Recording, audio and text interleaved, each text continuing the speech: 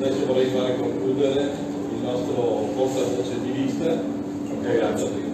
Allora, arrivare a parlare per ultimo vuol dire che tanti hanno già detto cose che avresti voluto dire te, per cui non parlo in qualità di portavoce, ma parlo da referente per il movimento di indipendenza Noi Veneti. Il giornalista mi ha chiesto, ma cosa c'entra l'indipendenza con il processo spam?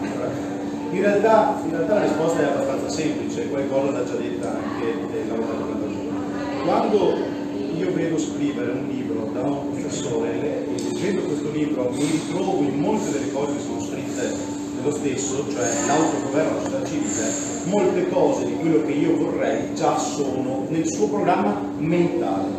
Oltre a questo esiste una dinamica che si chiama meritocrazia. La meritocrazia purtroppo in politica è una parola ahimè sconosciuta. Nella maggior parte dei casi chi ha merito non deve fare vita politica perché il merito occlude delle scelte partitiche che vanno tutta dall'altra parte rispetto a quella che è la logica del vero essere del vero essere. Il professor Spano sicuramente, se guardiamo il suo curriculum, non può non essere riconosciuto come un candidato che a tutti quanti gli effetti a livello di meritocrazia se le ha.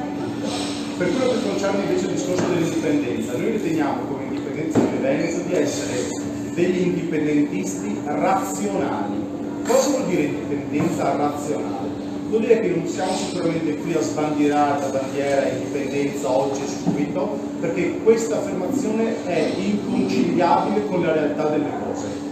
Nel senso che non possiamo pensare, fatto salvo una rivoluzione armata, che è lungi da noi, anche soltanto immaginare, okay, avere un'indipendenza autonoma. Esiste eventualmente un percorso che possa portare ad una consapevolezza. Questa consapevolezza dovrebbe essere nel sentire del popolo che arriva ad un certo principio e ad un certo obiettivo. Quindi, torno al 2017.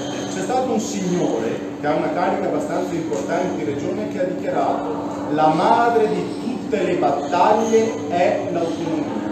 Lo stesso signore ha dichiarato, sempre parlando di autonomia, che avremmo fatto un referendum per ottenere i 9 decimi di residuo fiscale e tutte le competenze che dovevano spettare alla regione. Abbiamo avuto in Italia un governo con la Lega. Questa Lega non ha fatto nessun tipo di barricata per arrivare all'autonomia. Ha fatto le barricate per arrivare a quota 100, ma non è certamente caduto il governo all'epoca perché Salvini si è messo a fare le barricate per l'autonomia, perché cercava i voti del Sud. Quindi il buon Lega Nord, anzi scusatemi, Lega Italia, Salvini e il signor Zaia nulla hanno fatto per ottenere realmente quell'autonomia che il 98,1% dei cittadini veneti ha detto che vogliono.